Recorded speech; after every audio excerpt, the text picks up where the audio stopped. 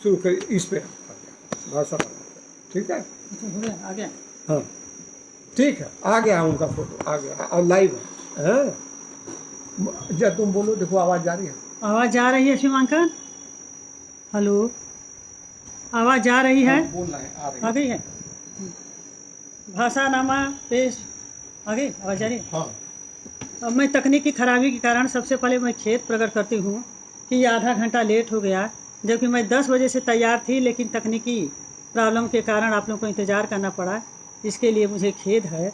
भाषानामा Facebook page से जुड़े विद्यार्थियों, साहित्य प्रेमियों, सहयोगियों आदि सभी का मैं हार्दिक स्वागत और अभिनंदन करती हूँ। ये उत्तरार्ध के सीमांकन और सर्वेश तथा इनके समूह के जो भी छात्रगण हैं, सबको मैं अपनी शुभकामनाएं देती हूँ कि ये लोग अपने उद्देश्य में हमेशा सफल रहें।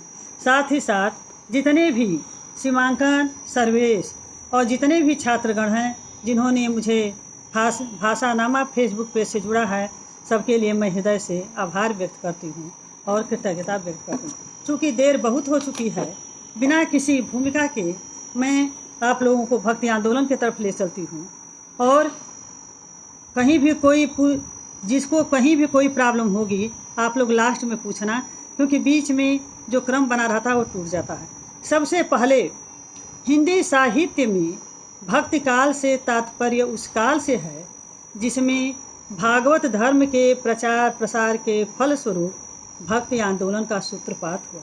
इस आंदोलन ने सबसे पहले शूद्र और स्त्रियों को मुख्य धारा में मिलाकर के उन्हें सम्मान दिलाया, साथ ही साथ उन्हें घर की चारदीवारी से बाहर निकालने का अवसर दिया।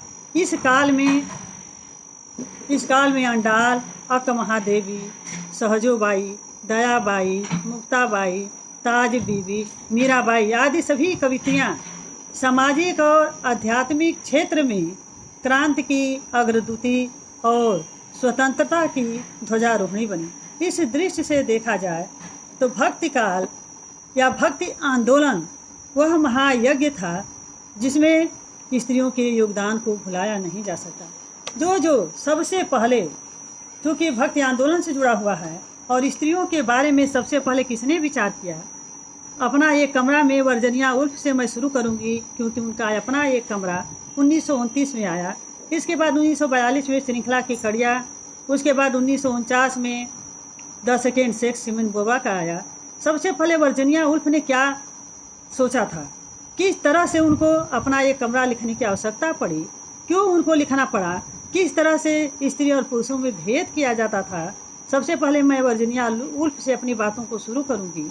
वर्जिनिया वुल्फ का मानना है कि कोई भी स्त्री जब लिखने के लिए कलम पकड़ती है तो उसे अनिवार्यतः दो कार्य करना पड़ता है। सबसे पहले अपने भीतर के घरेलू देवदूत को मारना पड़ता है, दूसरा स्वयं अपने सत्य को उभारना।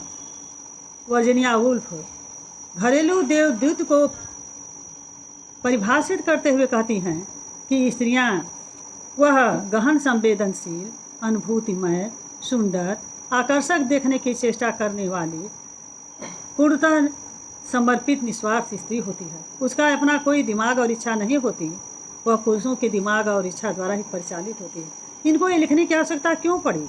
इसलिए पड़ी कि वर्जिनिया वुल्फ ने लिखा है कि उस समय 1929 के समय पुरुषों को चलने के लिए अलग सड़कें होती थी जिस पर मखमली घास होती थी, और स्त्रियों के लिए अलग होते थे। खान पान में भी भेदभाव किया जाता था, और अगर पुस्तकालय के भीतर जाना होता था तो पुरुषों से परमिशन ले करके जाना पड़ता था। इसलिए उनको यह लिखना पड़ा कि स्त्रियों को अपना एक कमरा होना चाहिए, अपना एक पैसा होना चाहिए, ताकि वह स्वतंत्रतापूर्वक अपने भावों को कह सकें।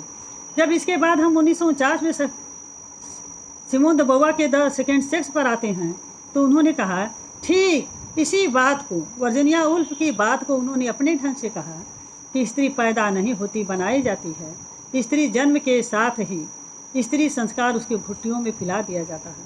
जब इससे हम आगे बढ़ते हैं 1949 में महादेवी वर्मा के यहाँ, चूँकि महादेवी वर्मा हमारे इसमें शामिल नहीं है इसलिए उनका जिक्र न करते हुए, 2004 में प्रोफेसर कृष्ण कुमार की चूड़ी बाजार में लड़की में वह वर्जिनिया वुल्फ और सिमोन द बउआ की ही बात को अपने ढंग से कहते हैं। उनका कहना है कि भारतीय संदर्भ में नारी एक जटिल सामाजिक निर्मिति है। देखिए, उनका कहना है कि भारतीय संदर्भ में नारी एक जटिल सामाजिक निर्मिति है। वह केवल मानव के रूप में पैदा होती है। जन्म के साथ ही उसके पुनर्निर्माण का उपक्रम संस्कृत के कठोर औजारों के साथ शुरू हो जाता है। जो कि सिमोन द बउआ ने कहा है कि स्त्री पैदा नहीं होती, बनाई जाती है, और जन्म के साथ ही स्त्री संस्कार उसकी घुट्टियों में पिला दिया जाता है। इसी बात को अपने ढंग से प्रोफेसर कृष्ण कुमार जो हैं वो चूड़ी बाजार में लड़की में भी कहते हैं कि भारतीय समाज में नारी एक जटिल सामाजिक निर्मिति है। वह केवल मानव के रूप में पैदा होती है। जन्म के साथ ही उसके पुनर्निर्माण का उपक्रम संस्कृत के कठोर औजारों के बल पर प्रारंभ हो जाता है। स्त्री पुरुष संबंधों में आई यह असमानता या यह असंतुलन हमारे समाज में किस प्रकार के रगड़ और ऐंठन को पैदा करता है, इसे बिना कहे आप समझ जाएंगे। तो इसी बात को कृष्ण कुमार जी भी ने कहा था। कृष्ण कुमार ने भी कहा है कि स्त्री पैदा तो होती है, लेकिन मानव के रूप में वह केवल पैदा भर होती है। स्त्री संस्कार जैसे वह पैदा होती है, जन्म के साथ ही उसके पुनर्निर्माण या पुनर्रचना का उपक्रम संस्कृत के कठोर औजारों के बल पर प्रारंभ हो जाता है। वास्तव में क्या है स्त्री विमर्श? अब मैं स्त्री विमर्श पर आती हूँ इन तीनों का करने के बाद कि स्त्रियों को स्त्री विमर्श की आवश्यकता क्यों पड़ी, उन्होंने क्यों आंदोलन करना शुरू किया, ऐसी क्या आवश्यकता पड़ी कि पुरुष से अलग हट करके उन्हें अपनी एक अलग जगह बनाने की आवश्यकता महसूस हुई। वास्तव में स्त्री विमर्श एक आंदोलन है। यह स्त्रियों द्वारा अपनी समानता, अपनी स्वतंत्रता, अपनी अस्मिता के लिए जारी संघर्ष है। यह संघर्ष पुरुष सत्तात्मक समाज के प्रति है। यानी इसको अगर हम कहें तो पुरुष सत्तात्मक समाज के प्रति नहीं है, बल्कि पितृसत्तात्मक समाज के प्रति है, जो परंपरा, रूढ़ियों, मान्यताओं के चलते हुए स्त्री को समानता और स्वतंत्रता का अधिकार नहीं देता है। जो क्योंकि स्त्री को दबाना परिवार में ही शुरू हो जाता है। यह स्त्री को दबाने का कार्य पिता की ओर करता है। इसीलिए जब स्त्रियों ने आंदोलन किया तो उनका आंदोलन पुरुष सत्तात्मक समाज से नहीं था, उनका आंदोलन पितृसत्तात्मक समाज से था, जो मान्यताओं, रूढ़ियों, परंपराओं के चलते हुए स्त्री को समानता और स्वतंत्रता का अधिकार नहीं देता है। स्त्री विमर्श क्या है? यह अंग्रेजी के डिस्कोर्स शब्द का हिंदी रूपांतर है। वास्तव में पुरुष सत्तात्मक समाज ने बड़ी चालाकी से स्त्रियों को सत्ता और संपत्ति के उत्तराधिकार से वंचित कर दिया। कन्या जन्म अभिशाप समझा जाने लगा। पिता की विरासत में वह केवल हिस्सा मात्र बन करके रह गए। धीरे धीरे कन्या जन्म को अभिशाप समझा जाने लगा। कन्या को जन्म के साथ ही मारने की एक प्रकार से प्रथा चल पड़ी। यदि हम देखें तो बार बार कन्या जीवनदायिनी या कन्या भ्रूण हत्या, यह कहीं न कहीं यह कन्या भ्रूण हत्या भी उसी का एक उपक्रम है या उसी का एक विकसित रूप है। जो पहले कन्या का जन्म लेते ही मार देने की प्रथा थी, आज आधुनिक युग में जो कन्या भ्रूण हत्या है, जन्म लेने से पहले ही उसको मार दिया जाता है। तो कन्या भ्रूण हत्या भी कहीं न कहीं उसी का ही विकसित रूप है। तभी तो तस्लीमा नसरीन को कहना पड़ा। तस्लीमा नसरीन का वक्तव्य इस संदर्भ में मैं विशेष रूप से उद्धृत करना चाहूँगी। उनका कहना है कि स्त्रियों को लज्जालू और डरपोक पुरुष सत्तात्मक समाज ने बनाया है। इसलिए क्योंकि लज्जालू और डरपोक स्त्रियों के ऊपर अधिकार जमाने में पुरुषों को सुविधा होती है। स्त्री विमर्श क्या है? इसी लज्जा और डरपोक का नाम ही यह तस्लीमा नसरीन का कहना है। और उन्होंने जो कहा है, मुझे लगता है आप लोग के विचार करना उन्होंने सही कहा है कि स्त्री को लज्जालू और डरपोक पुरुष सत्तात्मक समाज ने बनाया है, क्योंकि लज्जालू और डरपोक स्त्रियों के ऊपर अधिकार जमाने में उन्हें सुविधा होती है। और जो स्त्री विमर्श है, जो स्त्री है, वह इसी डरपोक और लज्जा का नाम है। इस समाज में ऐसे बहुत कम लोग होंगे जो निर्भीक और निडर स्त्री को प्रशंसा करते हैं। हमारे भारतीय साहित्य में नवजागरण के झोंके आते रहे हैं, लेकिन पुरुषों ने नवजागरण के झोंके से अपने आप को बचाते हुए, पुरुष वर्ग नवजागरण के झोंके से अपने आप को बचाते हुए स्त्रियों को समानता और स्वतंत्रता जैसे मौलिक अधिकारों से वंचित रखा। यहाँ तक कि जो हिंदी के पुरुष वर्ग हैं, जो हिंदी के साहित्यकार वर्ग हैं, जो हिंदी के लेखक वर्ग हैं, उनके लिए भारतीय नवजागरण का अर्थ आधा अधूरा नवजागरण से था। हिंदी में नवजागरण के अग्रदूत समझे जाने वाले महावीर प्रसाद द्विवेदी भी स्त्रियों की स्वतंत्रता के पक्षधर नहीं थे। जब उन्होंने 1903 में सरस्वती पत्रिका का संपादन किया, सरस्वती पत्रिका का मैं आपको बाद में बताऊंगी पुरुष सत्ता और पितृ सत्ता, क्योंकि अभी बताऊंगी तो विषयांतर हो जाएगा। इसे आप लोग बाद में रखिए और मैं बाद में आप सभी लोगों के प्रश्नों का उत्तर दूंगी, क्योंकि अभी नहीं दे सकती। अभी बताने दीजिए, आप लोग एक जगह लिख लीजिए और आपके सभी प्रश्नों का मैं उत्तर दूंगी कि पुरुष सत्ता पितृ सत्ता में क्या अंतर होता है। 1903 में महावीर प्रसाद द्विवेदी ने जब सरस्वती पत्रिका के संपादन का काम शुरू किया तो 1905 में उन्होंने लिखा जापान में स्त्रियां शीर्षक से एक आलेख लिखा। आप लोग देखिए, इस आलेख में भी महावीर प्रसाद द्विवेदी कहीं न कहीं मनुवादी सिद्धांतों का समर्थन करते हुए जान पड़ते हैं। उनका कहना है जापान में स्त्रियां शीर्षक से 1905 में उन्होंने जो सरस्वती पत्रिका में आलेख लिखा, उस आलेख में वह पुरुषवादी मनुवादी सिद्धांतों का समर्थन करते हुए जान पड़ते हैं। उनका कहना है कि जापान में स्त्रियां शिक्षित होती हैं, लेकिन लड़कपन में वह पिता की आज्ञा में रहती हैं।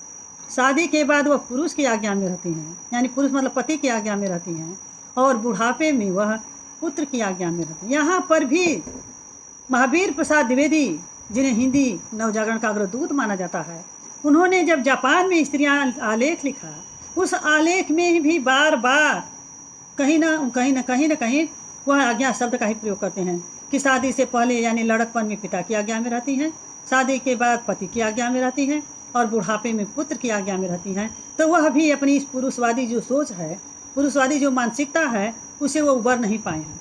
हिंदी के प्रसिद्ध आलोचक, मूर्धन्य समीक्षक आचार्य रामचंद्र शुक्ल भी इस रूढ़ से मुक्त नहीं हो पाए।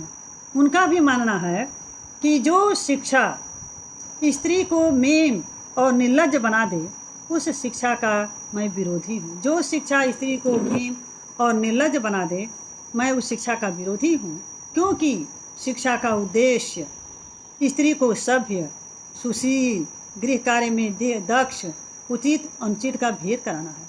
जो शिक्षा यह कार्य न कर सके, उस शिक्षा का मैं सख्त विरोधी हूँ, या उस शिक्षा को मैं शिक्षा नहीं मानता हूँ। जितने भी पुरुष वर्ग है तो बहुत लोग, लेकिन मैं बहुत विस्तार में नहीं जाऊँगी, लेकिन महादेवी वर्मा का यह कहना कि स्त्री अधिकारों के बारे में यह तो मालूम ही है कि यह न तो भिक्षावृत्ति से मिले हैं न तो मिलेंगे। उसकी जो स्थिति है वह लेन देन पदार्थों से भिन्न होती है। जिन स्त्रियों ने चाहा, जब चाहा, इतने पाबंदी के बावजूद भी, पुरुष सत्ता के विरोध के बावजूद भी, जिनको जो कहना था उन लड़कियों ने विरोध किया और घर से बाहर हैं। जैसा कि तालिबान में भी आप लोग देख रहे हैं, इतने के बाद भी स्त्रियां अपनी बातों को कहने के लिए, उन्हें यह डर नहीं कि उन्हें मार दिया जाएगा, पीट दिया जाएगा या क्या कर दिया जाएगा, अपनी बातों को लेकर के वो सड़क पर उतर रहे हैं। उसी तरह से इतने विरोध के बावजूद भी थेरी गाथा की तरह जब जब स्त्रियों को, आप लोगों को पता होना चाहिए कि थेरी गाथा स्त्रियों द्वारा लिखा गया प्रथम साहित्य है, और उन्होंने सुमंगल माता वगैरह जो थी थेरी गाथाएँ, उन्होंने अपने दुख दर्द को व्यक्त किया है। थेरी गाथा सबसे पहले स्त्रियों के द्वारा लिखा गया जो साहित्य है वह थेरी गाथा है। थेरी गाथाओं की तरह जब जब स्त्रियों को मौका मिला, उन्होंने अपनी भाषा, अपनी दुख दर्द को अपनी भाषा में व्यक्त किया। वे समस्त स्त्रियाँ जो पूरे भारत का प्रतिनिधित्व करती हैं, जैसे उमा, पार्वती, गंगूबाई, झीमन चारणी, रत्नावली, अंडाल, अक महादेवी, सहजोबाई, दयाबाई, ताज बीबी, मुक्ताबाई, मीराबाई, इन सभी स्त्रियों ने जिसको जब जब फुर्सत मिला, जब जब मौका मिला, उन्होंने अपनी भाषा में अपने दुखों को व्यक्त किया। यदि राजस्थान की मीराबाई ने राज सत्ता और पितृ सत्ता को त्याग दिया, तो गुजरात की गंगा सती और रतनबाई, महाराष्ट्र की जनाबाई ने रूढ़ियों के विरुद्ध 14वीं-15वीं शताब्दी में मोर्चा खोल दिया। उन्होंने पराधीनता रूपी जो बंधन था, पराधीनता रूपी जो जकड़न थी, उन बेड़ियों से मुक्त पाने के लिए इन्होंने प्रयास करना शुरू कर दिया। बंगाल की रमा जो निम्न जाति की थी, उसका प्रेम वैष्णव भक्त कवि चंडी प्रसाद से हो गया था। इसलिए उनकी कविताओं में प्रेम के साथ ही साथ समाज में व्याप्त जाति पाति छुआछूत आदि का जो भेदभाव किया जाता था उसके प्रति आक्रोश व्यक्त हुआ है। जनाबाई निम्न जाति की थी, शूद्र वर्ग की थी। जब 7 साल की थी तभी से लोगों के यहाँ उन्होंने काम करना शुरू कर दिया। इसीलिए ये जो स्त्रियां हैं, जब जब इनको अवसर मिला इन्होंने अपनी अपनी भाषा में अपने दुख दर्द को प्रकट किया। यदि हम समाज को देखते हैं, भारतीय समाज का दृष्टिकोण शुरू से ही स्त्रियों के प्रति बड़ा उत्पीड़नकारी रहा है, बड़ा ही कष्टदायक रहा है। स्त्रियों को स्त्रियां कभी समझा ही नहीं, स्त्रियों को कभी मानव समझा ही नहीं गया। वैदिक काल में स्त्रियां स्वतंत्र होती थीं। स्वतंत्र होने के साथ ही साथ वो पढ़ी लिखी होती थीं।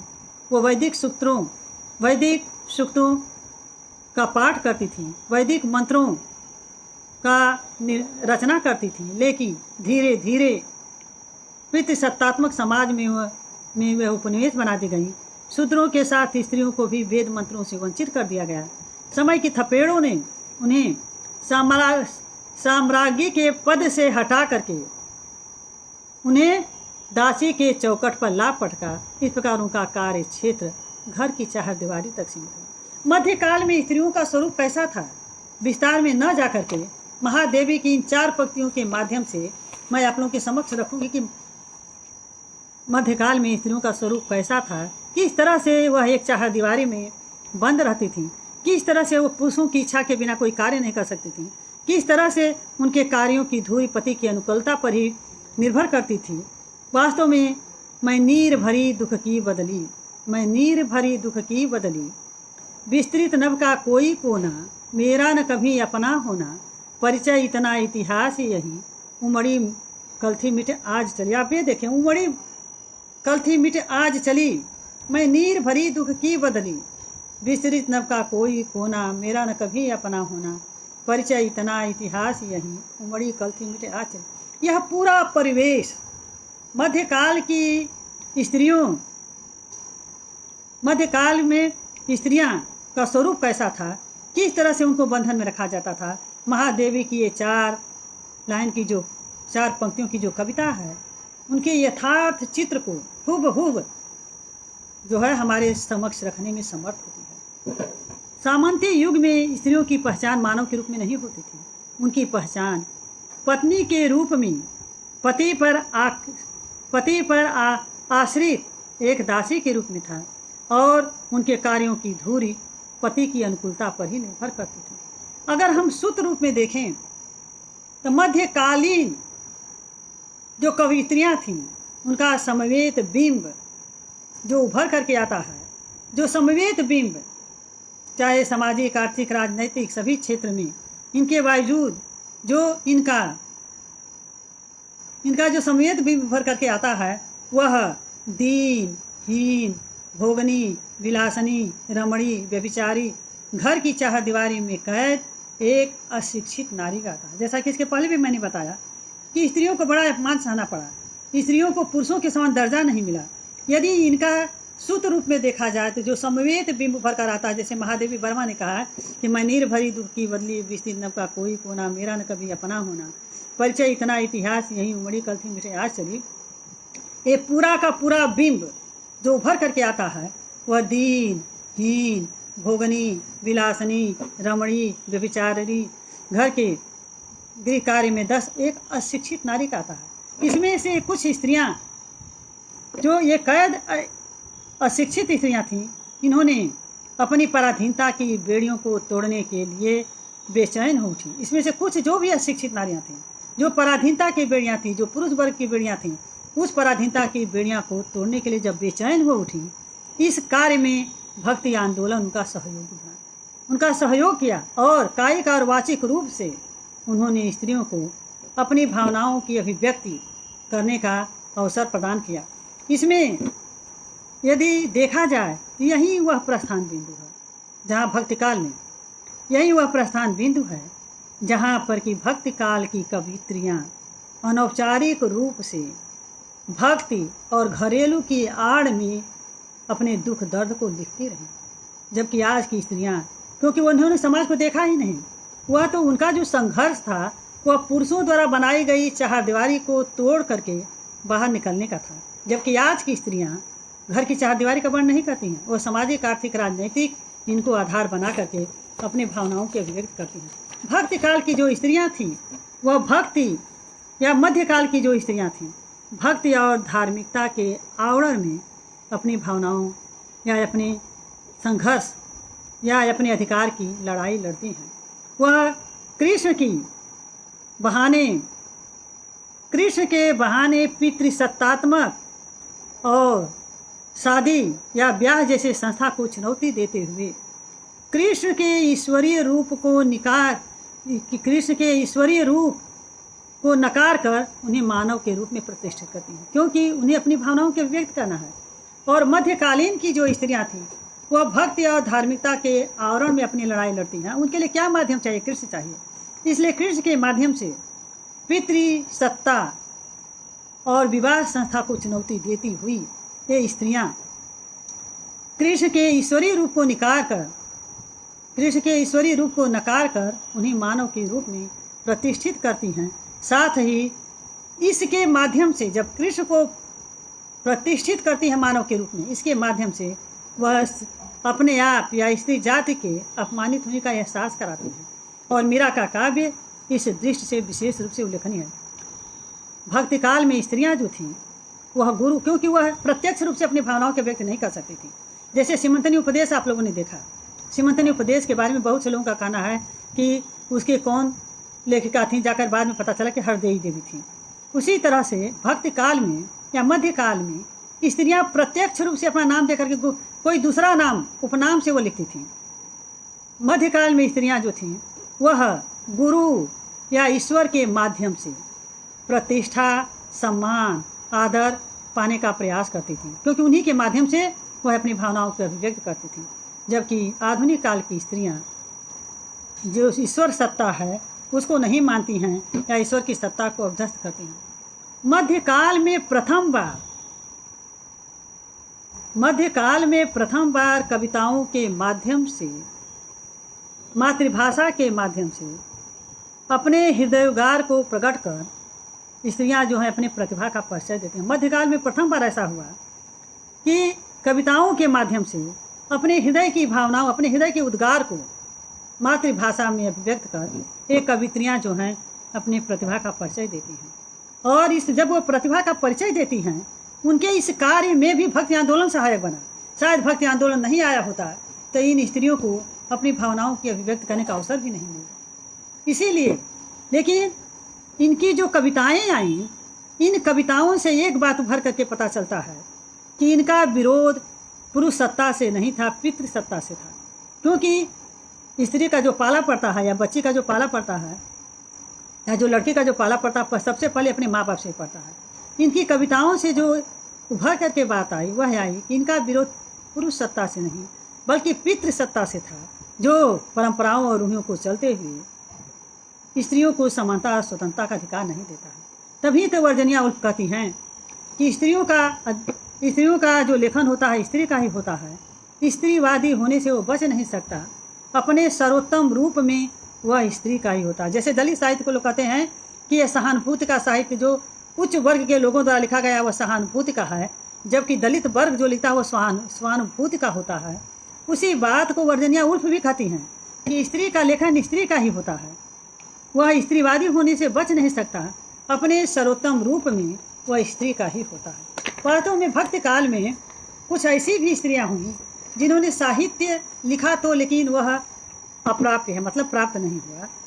और कुछ ऐसी भी कवित्रियां हैं जिनका कि साहित्य प्राप्त है, जिनका साहित्य प्राप्त नहीं है। वह साक्ष्य के आधार पर जिनके बारे में थोड़ा बहुत कुछ कहा गया है, मैं संक्षेप में रखते हुए आगे बढ़ती हूँ।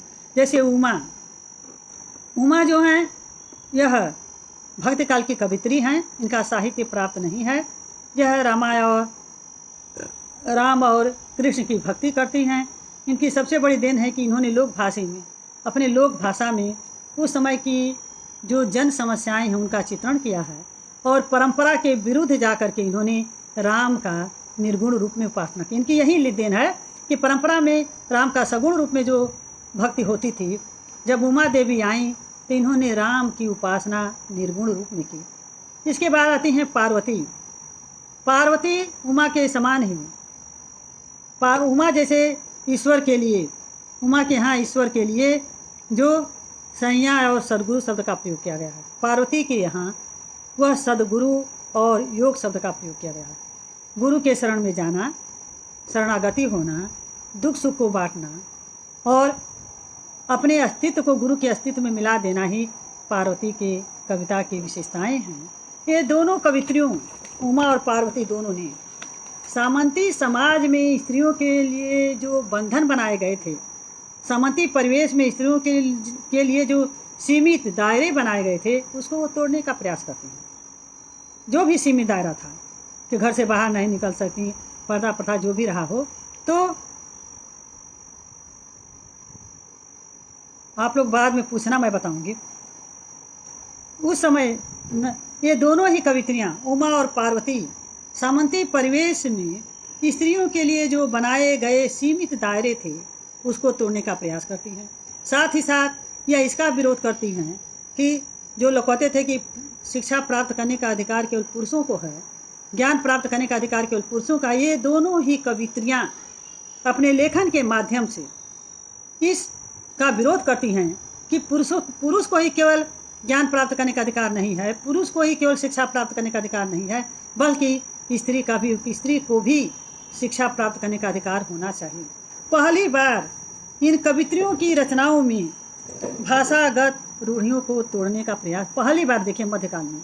ये दोनों कवित्रियाँ जो उमा और पार्वती हैं, इनका साहित्य प्राप्त नहीं है।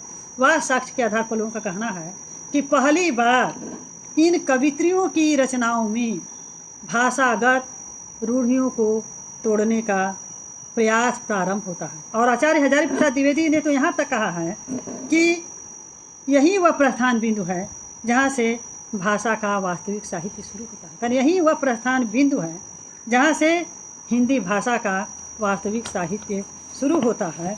हम आगे बढ़ते हैं झीमाचारणी पर। यह राजस्थान की रहने वाली थी। इन्होंने डिंगल भाषा में लिखा है और यह पहली राजाश्रित कवित्री थी। इन्होंने डिंगल भाषा में पुरुषों की पुंसवादी जो स्वरूप है उसका इन्होंने चित्रण किया है। इनका भी साहित्य प्राप्त नहीं, जैसा कि मैंने पहले बताया ही कि इन्होंने साहित्य तो लिखा है लेकिन वह अप्राप्य है। वह साक्ष्य के आधार पर जो थोड़ी बहुत जानकारी मिली है वह मैं आप लोगों के सामने रख रही हूँ। इसी तरह से गंगोबाई हैं। गंगोबाई में भी गंगोबाई पद के नाम से इनका पद संकलित है लेकिन अप्राप्य है। उसमें श्री कृष्ण के वात्सल्य रूप का चित्रण किया गया है। इनकी कविताओं में उत्सव मनाने का प्राधान्य बहुत अधिक है। जैसे विद्वानों ने यह अनुमान लगाया है कि उस समय सामंती दबाव बहुत अधिक था।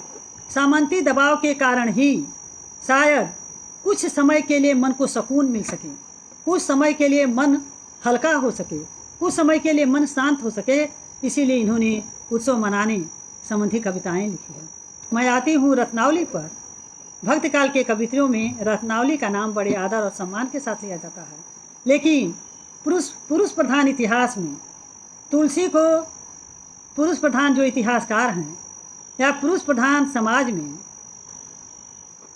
पुरुष प्रधान समाज में समीक्षकों और आलोचकों ने तुलसी को गरिमा मंडित किया, महिमा मंडित किया, लेकिन रत्नावली का नाम इतिहास के पर्दे के पीछे ही रखा। उन्होंने यदि गंभीरतापूर्वक अध्ययन किया जाए, पुरुष और स्त्री के भेदभाव को हटा करके अध्ययन किया जाए, या तुलसी महान हैं इसको बिना दिमाग में लाए हुए, बिना किसी भेदभाव, निस्वार्थ भाव से,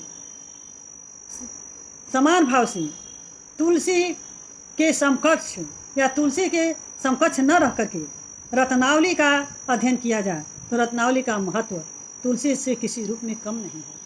अगर शायद तुलसीदास जी रत्नावली के महत्व को स्वीकार नहीं किए होते तो कोई रत्नावली के नाम से परिचित भी नहीं होता। तुलसीदास जी ने स्वयं कहा है कि जब वह विषयासक्त थे तो ज्ञान देने का कार्य रत्नावली नहीं किया।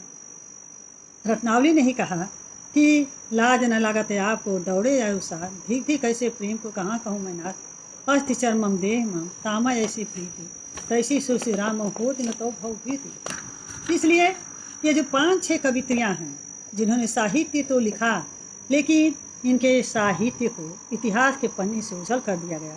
उमा, पार्वती, झीमाचारणी, गंगूबाई और रत्नावली, ये 5-6 कवित्रियाँ हैं। ये साहित्य तो इन्होंने लिखा है, लेकिन इनके इतिहास साहित्य को पुरुषों द्वारा जिक्र किया ही नहीं गया। और कहाँ है, वाह साक्ष्य के आधार पर विद्वानों और आलोचकों ने जो थोड़ी बहुत बातें उनके बारे में जो विचार उन्होंने अपना दिया है, या जो कुछ भी उन्होंने लिखा मैं आप लोगों के सामने लिखी। अब मैं उन कवित्रियों के ऊपर आती हूँ जिन्होंने साहित्य लिखा है और साहित्य में स्त्रियों को जागरूक करने में उनका कितना बड़ा योगदान रहा है। अब मैं उन स्त्रियों का आप लोगों के सामने चर्चा करूँगी।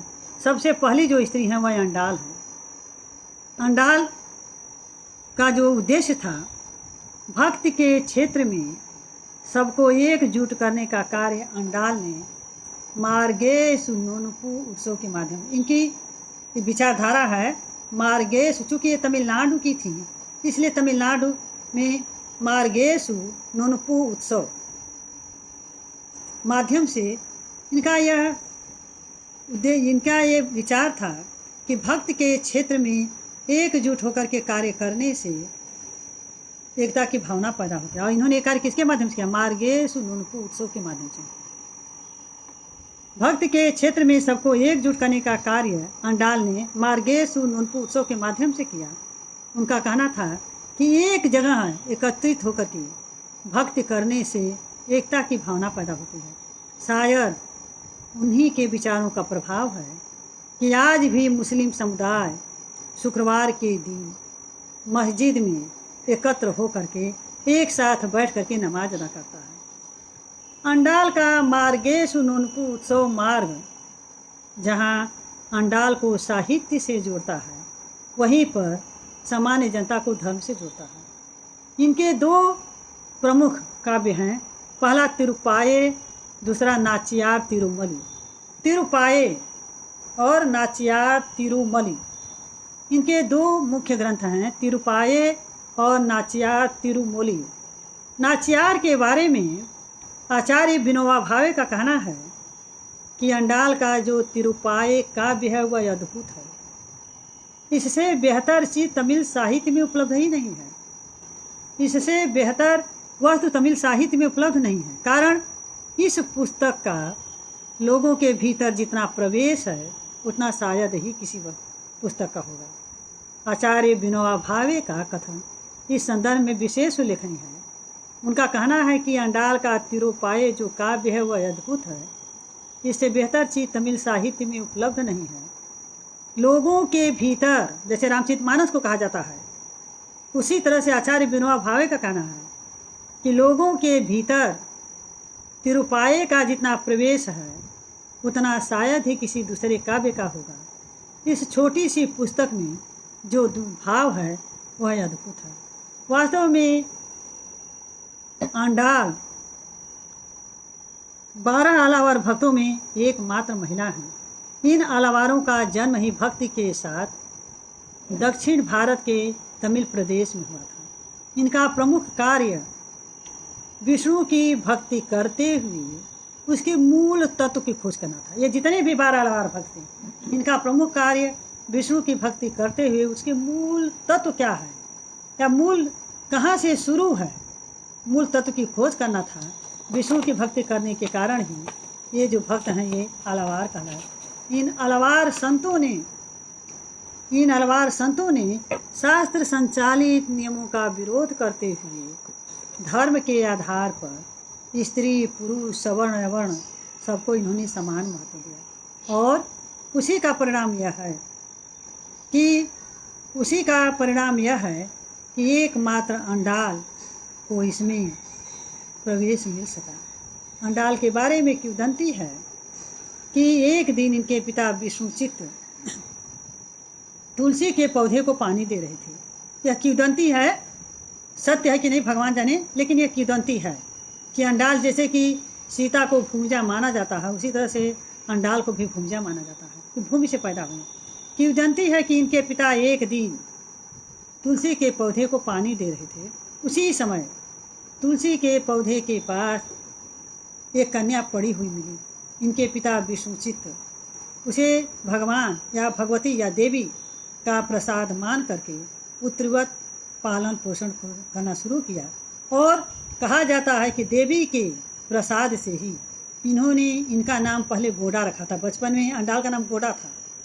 गोडा का अर्थ होता है तमिल में कि पृथ्वी के समान कमनी और सुंदर। बाद में चल करके इनके पिता ने इनका नाम अंडाल रखा। कहा जाता है कि जिस ईश्वर को प्रसन्न करने के लिए बड़े बड़े भक्तों ने संन्यास ग्रहण किया, उस ईश्वर को अंडाल ने अपने प्रेम पास में बांध लिया था। जिस ईश्वर को वश में करने के लिए बड़े बड़े भक्तों ने संन्यास ग्रहण किया, उस ईश्वर को अंडाल ने अपने प्रेम पास में बांध लिया था। ईश्वर को प्रेम पास में बांधने के कारण ही यह प्रभु की साचिका भी कहलाए, प्रभु के ऊपर शासन करने वाले। प्रेम पास में बांधने के कारण ही ये प्रभु की साचिका भी कहलाएं, क्योंकि अंडाल का अर्थ है कि जिसने ईश्वर रूपी ब्रह्म को प्राप्त कर लिया हो। बाद में चल करके इनके पिता ने गोडा से बदल करके इनका नाम अंडाल इसीलिए रखा कि जिस ईश्वर को बस में करने के लिए बड़े बड़े शक्तों ने संन्यास ग्रहण किया, उसी ईश्वर को अंडाल ने अपने प्रेम पास में बांध लिया था। क्योंकि अंडाल का अर्थ ही होता है कि जिसने ईश्वर रूपी भगवान को प्राप्त कर लिया हो। जहाँ जितने पुरुष आलवार भक्त थे, उन्होंने विष्णु को स्वामी या विष्णु को नायक और स्वयं को नायिका मान करके उनकी उपासना की। वहीं पर अंडाल विष्णु को नायक मान करके उन्होंने विष्णु को पति माना और तद अनुरूप उसी के अनुरूप उनकी भक्ति साधना की। और मीरा के समान श्री रंगनाथ के मंदिर में जा करके जन्म जन्मांतर से अपना पति मानते हुए कहती हैं कि श्री रंगम के उस प्रभु को, तुलसी माला पहने हुए उस प्रियतम को जब मैं स्वप्न में पाऊंगी तो कहूंगी कि हे मेरे चित्त के चोर, मुझे छोड़कर मत जाओ। अपनी भावनाओं के अभिव्यक्त करते हुए कहती हैं, जन्म जन्मांतर से अपना पति मानते हुए कहती हैं कि श्री रंगम के उस प्रभु को, तुलसी माला पहने हुए उस प्रियतम को यदि मैं स्वप्न में पाऊंगी तो उनसे कहूंगी कि मेरे मन के चोर, मेरे चित्त के चोर, मुझे छोड़ करके तुम मत जाओ। इस प्रकार इनके जो 2 ग्रंथ हैं, तिरुपाय ग्रंथ व्यक्तिगत होने के साथ ही साथ यह लोक कल्याण की दृष्टि से भी महत्वपूर्ण है, क्योंकि इसमें जिस प्रकार के व्रत अनुष्ठानों का वर्णन किया गया है, वह आज भी व्रत अनुष्ठानों का वर्णन किया गया है, उससे पृथ्वी की लोक शक्ति बढ़ती है, उसे धरती की लोक शक्ति बढ़ती है। आज भी इनका जो ग्रंथ है तिरुपाय, आज भी तमिल साहित्य में बहुत चर्चित है। साथ ही साथ इसका दूसरा महत्व यह है कि इसमें तिरुपाय ग्रंथ में माघ महीने में विवाह से पूर्व कन्याओं के लिए सूर्योदय से पहले तालाब में स्नान करने और मंगल कामनाओं को पूर्ण करने वाले या मंगल कामनाओं को पूर्ण करने के लिए जिस तरह से मंत्रों का संकलन है, जिस तरह से उसमें मंत्र को संकलित किया गया है, वह आज भी कात्यायनी व्रत के नाम से प्रसिद्ध। वह पुस्तक जो तिरुपाय ग्रंथ में अंडाल में लिखा है, माघ के महीने में विवाह से पूर्व कन्याओं के लिए सूर्योदय से पहले नदी में स्नान करने और मंगल कामनाओं को पूर्ण करने वाले जो मंत्रों का संकलन है, वह आज भी कात्यायनी, वह पुस्तक कात्यायनी व्रत के नाम से प्रसिद्ध है। इस पुस्तक में अंडाल ने अपनों को गोपियों के समान स्वच्छंद विचरण करने वाला बताया है। और साथ ही साथ जब ये पुस्तक लिखी हैं तो कहीं न कहीं इस पुस्तक में जब वो गोपियों के समान स्वच्छंद करने वाला अंडाल ने अपने को बताया है, उस पुस्तक में पितृसत्ता के बंधनों को अस्वीकार कर कृष्ण की भक्ति करती हैं। इसमें इन्होंने, क्योंकि गोपियाँ कृष्ण की भक्ति करती हैं, और इस पुस्तक में अंडाल ने भी अपने को गोपियों के समान स्वच्छंद विचरण करने वाला बताया है।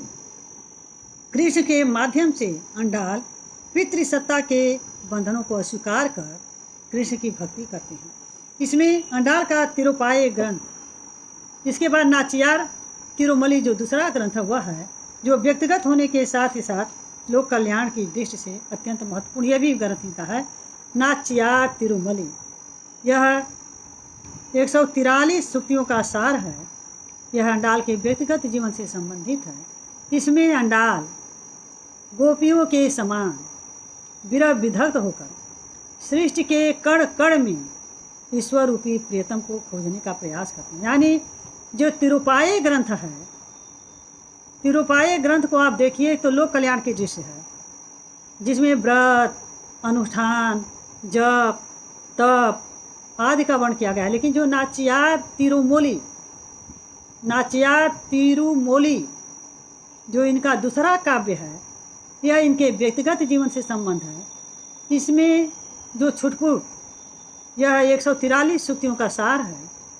इसमें गोपियों के समान अंडाल सृष्टि के कण कण में ईश्वर रूपी प्रियतम को खोजने का प्रयास करती हैं।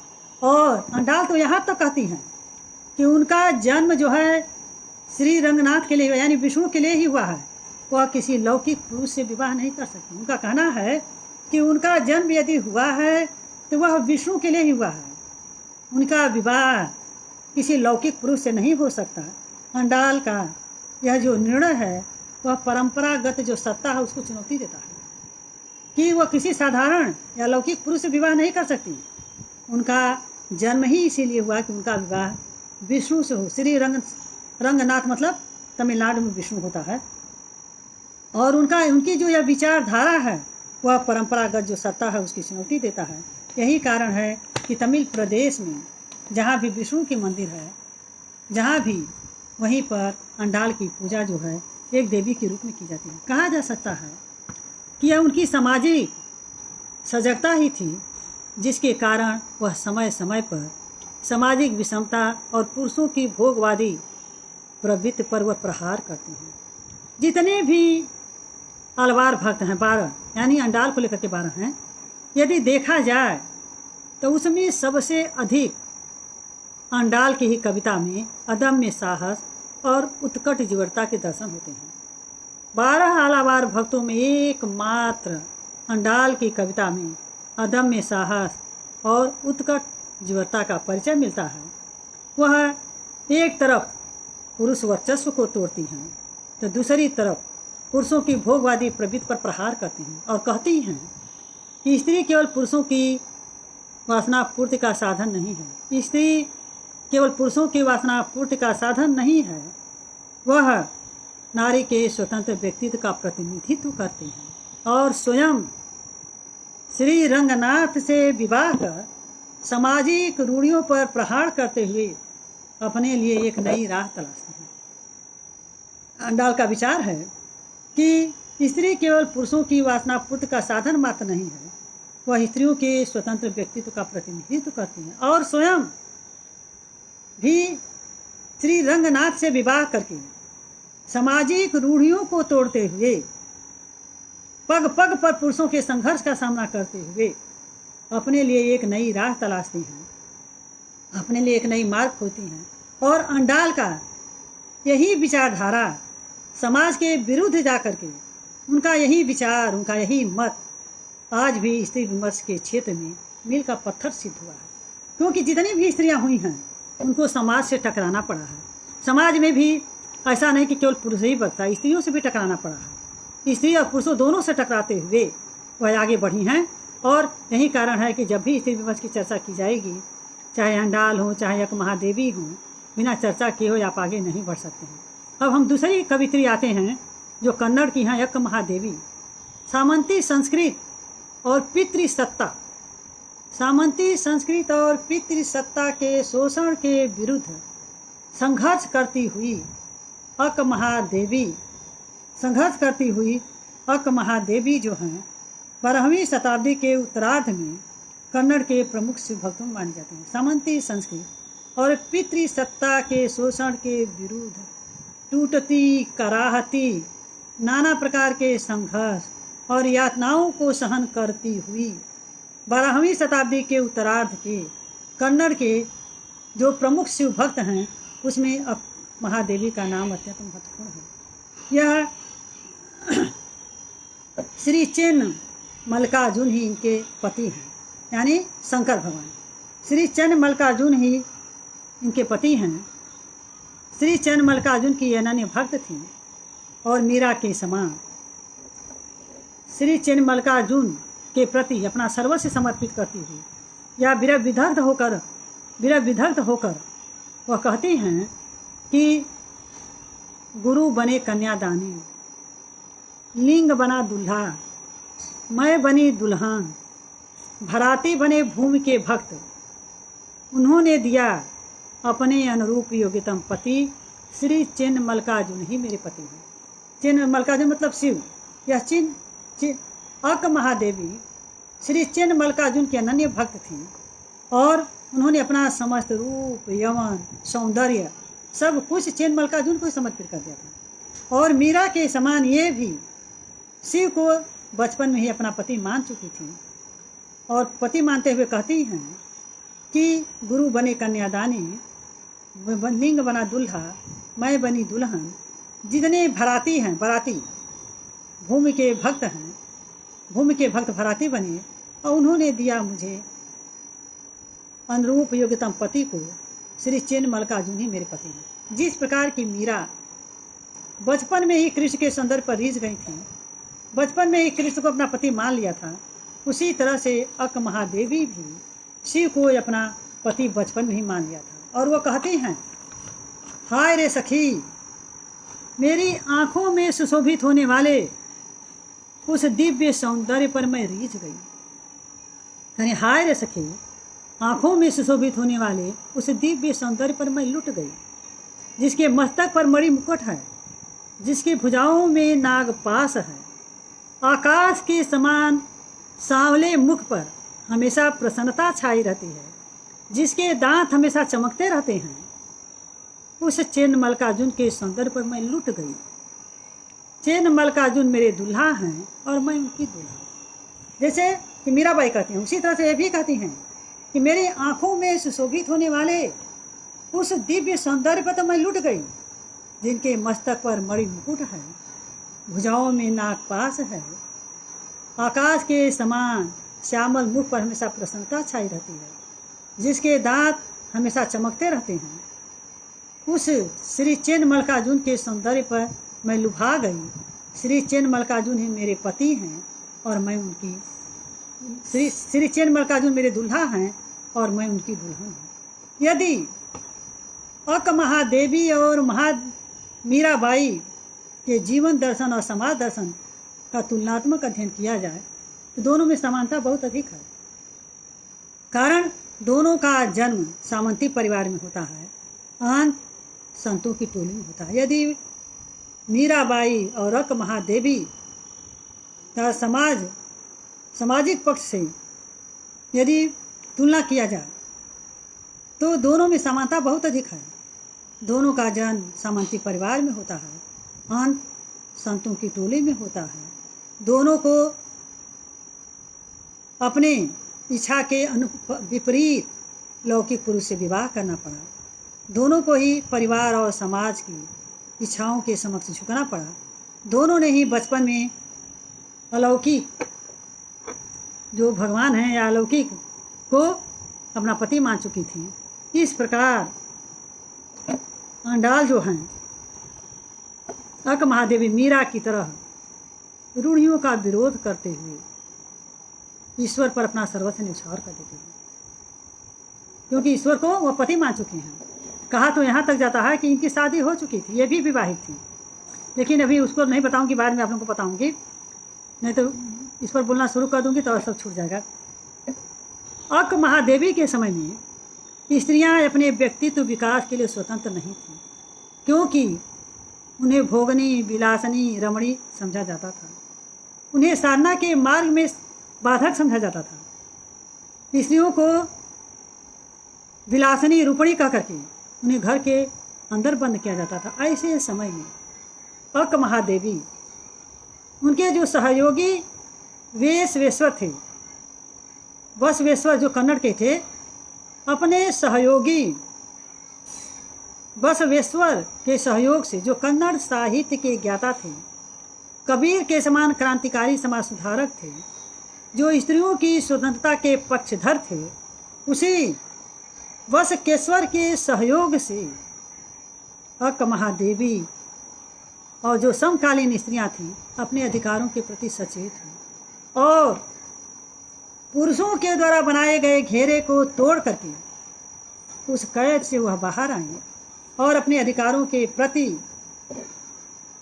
वह सचेत हुई, जिसके कारण उनके स्वतंत्र आत्मचिता का परिचय मिलता है। इसमें अक्क महादेवी का योगदान है कि वह पुरुष का सहयोग नहीं, बसकेश्वर जो स्त्रियों की स्वतंत्रता के पक्षधर थे, उन्होंने अक्क महादेवी और समकालीन जितनी भी स्त्रियां थीं सभी बसकेश्वर के सहयोग से पुरुषों के द्वारा बनाई गई चारदीवारी को तोड़ करके बाहर आई, अपने अधिकारों के प्रति सचेत हुई, जिसके उनके स्वतंत्र आत्मचेता का परिचय मिलता है। जहाँ कहीं भी स्त्री विमर्श की चर्चा की जाएगी, मीराबाई और अक्क महादेवी के नाम की चर्चा के बिना वह स्त्री विमर्श, वह महिला विमर्श पूर्ण नहीं हो सकता। जहाँ उत्तर भारत में मीराबाई स्त्रियों की अधिकारों और अपनी स्वतंत्रता के लिए संघर्ष करती हैं, वहीं पर दक्षिण भारत में अक्क महादेवी पितृसत्ता और सामंती संस्कृति के विरुद्ध संघर्ष करती है और दोनों ही राजमहल के ऐश्वर्य को छोड़ करके सादगी का जीवन व्यतीत किया। आगे अक्क महादेवी कहती हैं कि भक्ति मार्ग पर निकलने वाली स्त्रियों को केवल पुरुषों के उपहास का ही पात्र नहीं बनना पड़ा, बल्कि स्त्रियों के भी उपहास का पात्र बनना पड़ा। समकालीन स्त्रियां जो उपहास करती थीं, उनका जब मैं भक्ति मार्ग पर निकली, उस समय पुरुषों के उपहास के साथ ही साथ अपनी जो समकालीन सहेलियां थीं उनके भी उपहास का पात्र बनना पड़ा। यही कारण है कि उनके उपहास से आजी जा कर के या उनके उपहास से तंग आकर के मैंने वैवाहिक जीवन स्वीकार कर लिया, लेकिन भक्त के प्रति आसक्ति बनी ही रही, भक्त के प्रति आसक्ति बनी ही रही। इसीलिए इनकी कविताएं जहाँ एक पुरुष वर्चस्व व्यवस्था के प्रति विद्रोह करती हैं, यही कारण है कि अक्क महादेवी की कविताएं जहाँ पुरुषवादी वर्चस्व के विरुद्ध विद्रोह करती हैं, वहीं पर श्री चेन्न मल्लिकार्जुन से मिलने की तड़प भी दिखाई देती है।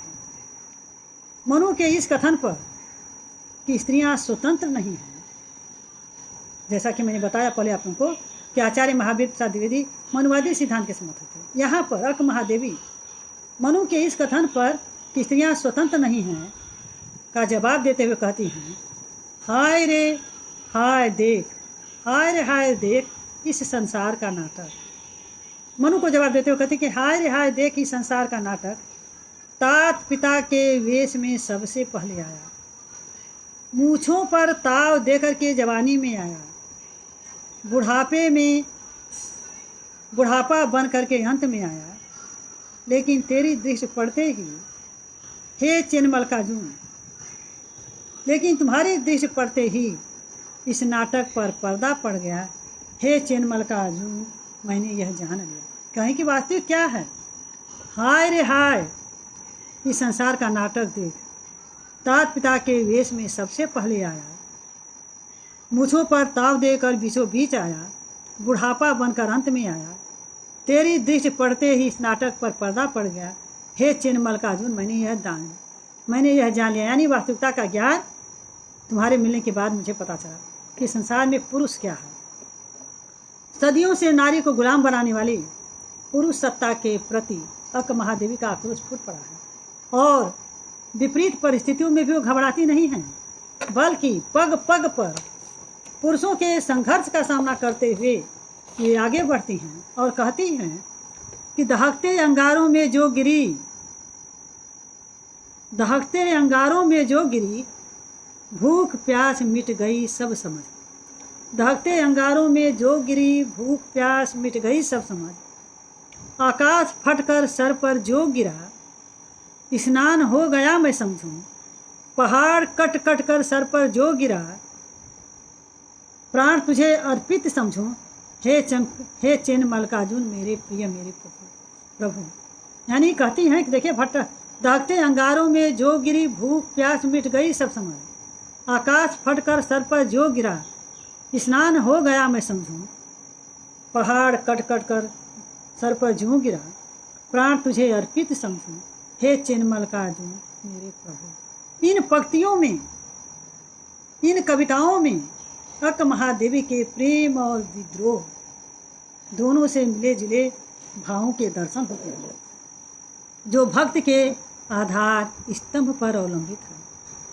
अक्क महादेवी स्त्री के परंपरागत ढांचे या स्त्री के परंपरागत छवि को तोड़ते हुए अत्यंत सधे हुए कदमों से आगे बढ़ते हैं। जो परंपरागत छवि है कि घर में, घर के चारदीवारी में रहेंगी, भोगनी है, विलासनी है, रमणी है, गृह कार्य में दक्ष होना चाहिए, इन्हें घर से बाहर नहीं निकलना चाहिए, पति की इच्छा पर ही सारा कार्य करना चाहिए, सारे जो भी परंपरागत छवि थी उसको तोड़ करके और अत्यंत सधे हुए कदमों से आगे बढ़ते हैं। इनके यहाँ, अक्क महादेवी के यहाँ स्त्री स्वचेता और स्त्री चेतना नहीं है, काल्पनिक नहीं है उनके यहाँ स्त्री, उनके यहाँ अमूर्त स्त्री नहीं है, बल्कि एक स्त्री की छटपटाहट है। यह है बल्कि एक अक्क महादेवी की छटपटाहट है, और उनकी व्यक्तिगत छटपटाहट ही जो प्रकट हुई है वह पूरे स्त्री जात की छटपटाहट प्रतीत होती है। फिर उनके यहाँ स्त्री अमूर्त नहीं है, उनके यहाँ स्त्री कल्पना नहीं है, बल्कि एक स्त्री की छटपटाहट है, और वह छटपटाहट किसकी है?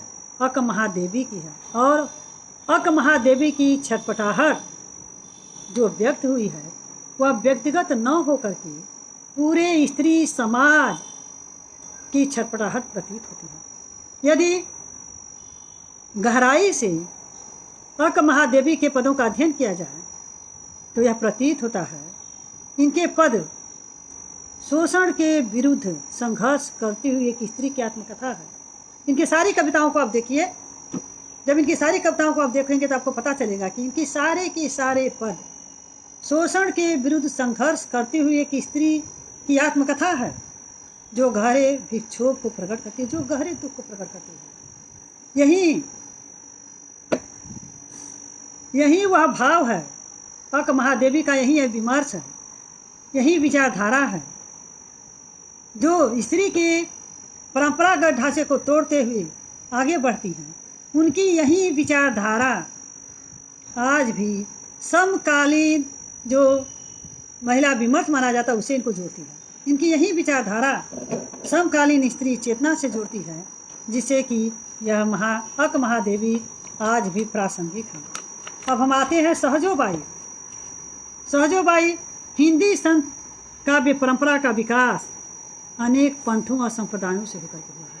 इसका उल्लेख आचार्य परशुराम चतुर्वेदी की पुस्तक उत्तर भारत में संत परंपरा में मिलता है। सहजोबाई चरणदासी संप्रदाय में दीक्षित हरिदास की शिष्या थी। इनकी जो विचार थे, इनकी भक्ति भावना में विरोधी भावनाओं का सम्मिश्रण मिलता है। एक ओर यह संतों के निर्गुण ब्रह्म को स्वीकार करती हैं, तो दूसरी ओर राधा कृष्ण के युगल मूर्ति की उपासना करती हैं। इनका इस संदर्भ में इनका विचार है अंडाल सहजोबाई का कि ना सुख वह अपना चिंतन जो है दर्शन के क्षेत्र में लगाती हैं। उनका मानना है कि ना सुख विद्या के पढ़े, ना सुख वाद विवाद, सहजो सुख संतो कहें लहे शून्य समाधि। ना सुख विद्या के पढ़े, ना सुख वाद विवाद, साध सुखी संतो कहें लहे शून्य समाधि। सहजो अपनी चेतना दर्शन के क्षेत्र में लगाती हैं। उनका मानना है कि जीव को सांसारिक माया, ज्ञान विद्या या किसी प्रकार के वाद विवाद में नहीं फंसना चाहिए, क्योंकि इससे जीवात्मा को वास्तविक सुख की प्राप्ति नहीं होती है। जीवात्मा को वास्तविक सुख की प्राप्ति तब होती है जब वह अपना ध्यान शुद्ध समाधि में लगाए, जब वह अपना ध्यान निर्गुण ब्रह्म में लगाए। उनका कहना है सहजों के ब्रह्म में निर्गुण और सगुण दोनों का ही समन्वय है। सहजों के कीर्त का आधार सहज प्रकाश है। इनकी कविताओं से जो बातें उभर करके आती है वह यह है कि इनका मानना है कि यदि कोई स्त्री संन्यास लेना चाहती है तो संन्यास लेने वाली स्त्री को अनेक प्रकार की कठिनाइयों का सामना करना पड़ता है। कहती हैं कि यदि स्त्री भक्त है और भक्त के मार्ग पर चलना चाहती है तो उसे पुरुषों के उपहास का पात्र बनना पड़ता है, उसे स्त्रियों के उपहास का पात्र बनना पड़ता है, उसे पग पग पर अनेक प्रकार की कठिनाइयों को सहन करना पड़ता है, अनेक प्रकार की मुसीबतों को सहन करना पड़ता है। लेकिन कहती है कि जो सच्चा भक्त वही है, ईश्वर का सच्चा प्रेमी वही है, ईश्वर का सच्चा जो भक्त है, उपासक है, वही है जो समाज के इन उपहासों की परवाह नहीं करते हुए आगे बढ़ता चला जाता है, ईश्वर को याद करते हुए चला जाता है, ईश्वर के मार्ग को चुनता है और दिन रात ईश्वर की उपासना करता है। इस संबंध में उनका कहना है कि प्रेम दीवाने जो भये, प्रेम दीवाने जो भये, जाति वर्ण गई छूट, सहजो जग बौरा कहीं, लोग गए सब फूट। क्योंकि जो व्यक्ति प्रेम दीवाना हो जाता है, सच्चा भक्त तो वही है जो समाज क्या कहता है, समाज के उपहास की परवाह किए बिना भक्त के मार्ग पर बढ़ते चला जाता है, भगवान का स्मरण करता रहता है। सच्चा भक्त वही है। कहें कि जो प्रेम का दीवाना हो गया, प्रेम दीवाने जो भये, जाति वर्ण गई छूट, सहजो जग बौरा कहीं, लागी बरन सब फूट। यदि मीराबाई और सहजोबाई की हम तुलना करते हैं तो दोनों में बहुत अंतर है। मीराबाई विवाहिता थीं और सहजोबाई बाल ब्रह्मचारिणी थीं। मीराबाई सगुण से निर्गुण की ओर बढ़ती हैं और सहजोबाई सगुण से निर्गुण से सगुण की ओर बढ़ते हुए राधा कृष्ण की युगल मूर्ति की उपासना करते हैं। मीराबाई की भक्ति भावना और काव्य साधना का सहजोबाई के ऊपर बहुत असर पड़ा है। जिस प्रकार की मीराबाई कृष्ण दीवानी थी, उसी तरह से सहजोबाई भी प्रेम दीवानी थी। जिस तरह से कि मीराबाई का काव्य माधुर्य भाव से ओतप्रोत है, उसी तरह से सहजोबाई का भी काव्य मधुर भाव से ओतप्रोत है। मैं आती हूँ अब दयाबाई भक्तकालीन कवित्रों में दयाबाई का नाम बड़े आदर और सम्मान के साथ लिया जाता है। दयाबाई भी चरणदासी संप्रदाय में दीक्षित चरणदास की शिष्या थी, जिसे अनुमान लगाया जाता है कि कहीं न कहीं ये सहजोबाई की बहन या रिश्तेदार थी। डॉक्टर पीताम्बर दत्त बथवाल तो यहाँ तक कहते हैं कि दयाबाई सहजोबाई की चचेरी बहन थी। दोनों का जन्म देवात में माना है और दोनों ने अपना रचना कर्म गुरु की शरण में रह करके किया है और दोनों ने चरणदासी संप्रदाय में रह करके गुरु की महत्ता और गुरु की महिमा और साधना की। ऐसा क्यों उदंती है? क्योंकि इनके साहित्य उतने उपलब्ध नहीं है, अनुपलब्ध ही हैं। तो सारी चीज़ें अंतर साक्ष्य और बाह्य साक्ष्य, अंतर साक्ष्य तो बहुत कम मिला है, बाह्य साक्ष्य के आधार पर माना जाता है कि दयाबाई भी सहजोबाई की चचेरी ही बहन थी। डॉक्टर पीताम्बर दत्त बथवाल ने माना है, दोनों का जन्म उन्होंने देवात माना है और उनका कहना है कि गुरु के शरण में रहकर इन्होंने रचना कर्म किया था और चरणदासी संप्रदाय में रहकर के इन्होंने गुरु की साधना और भक्ति की थी। दयाबाई के 2 ग्रंथ हैं, दयाबोध और विनय मालिका। दयाबोध में दोहा और चौपाई छंदों में रचित दयाबाई की रचनाओं का विषय गुरु महिमा, सुमिरन, सूर, प्रेम वैराग्य, अजपा, सजपा आदि है। इनके दोनों ग्रंथों का जो मुख्य विषय है वह संत काव्य से जुड़ा है। इन्होंने लिखा है, बाबा काया नगर बसायो, ज्ञान दृष्टि सु घट में देख, सूरत निरति लौलाओ, 5 मारी मन बस कर अपने, तीनों ताप नसायो। 5 मनोविकार है, उसकी तरफ इन्होंने जिक्र किया है। लेकिन सहजोबाई की कीर्ति का आधार विनय मालिका है। इनमें यह इनके स्फुट पदों का संग्रह है। इसमें इन्होंने राधा कृष्ण की लीलाओं का गान किया है। साथ ही साथ जो प्रभु के कृपा पात्र भक्त हैं उनका इन्होंने चित्रण किया है। इन सब के साथ दयाबाई अपने समकालीन जो कवि थे, जो प्रमुख संत थे, जैसे नामदेव, कबीर, पीपा, सदना, सेना आदि भक्त कवियों का इन्होंने उल्लेख किया है। और विनय मालिका जो इनकी रचना है यह इनकी प्रसिद्धि का आधार है, क्योंकि इतने विराट विषय पर कोई व्यक्ति बिना ज्ञान के नहीं लिख सकता। इसमें विनय मालिका में 4 वेद, 6 उपनिषद और 18 पुराणों का उल्लेख है। इसमें विनय मालिका में 4 वेद, 6 उपनिषद और 18 पुराणों का उल्लेख है।